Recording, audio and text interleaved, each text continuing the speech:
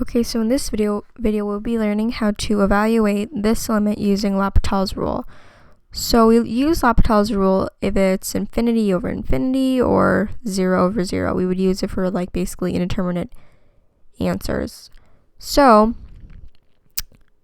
L'Hopital's rule, let me explain the formula. So the limit as x approaches any number, you would need to take the derivative of the top, which is the numerator, and the bottom, which is the denominator. And for only L'Hopital's, and to use L'Hopital's rules when it's in a fractional form like this, and let's say if it's not in a fractional form, then you would have to, if there was like a limit that's not a fraction and you want to use L'Hopital's rule, you would have to convert it to a fraction. But in this case, we don't, because it's already a fraction. So we don't have to basically convert it.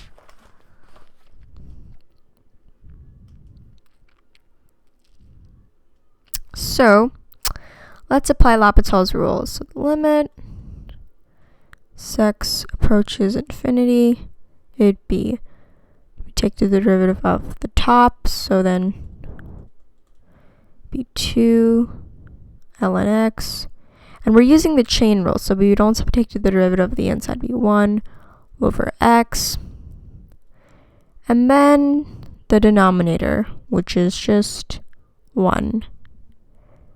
So now we have limit as x approaches infinity, 2 ln x all over x. Now we're going to have to apply L'Hopital's rule again, because if we just plugged infinity in, it would still be kind of infinity over infinity, and we don't want that. So let's apply it one more time.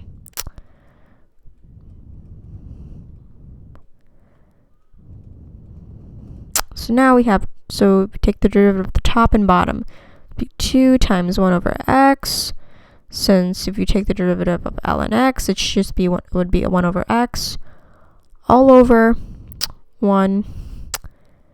And then now we would have our answer, which is limit as x approaches infinity, 2 over x, which is just 0.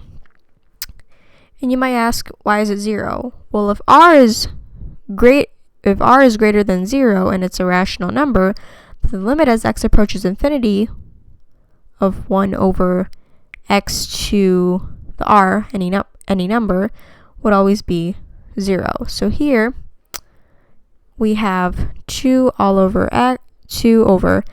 x to the power of 1, which is 0, according to this little excerpt rule.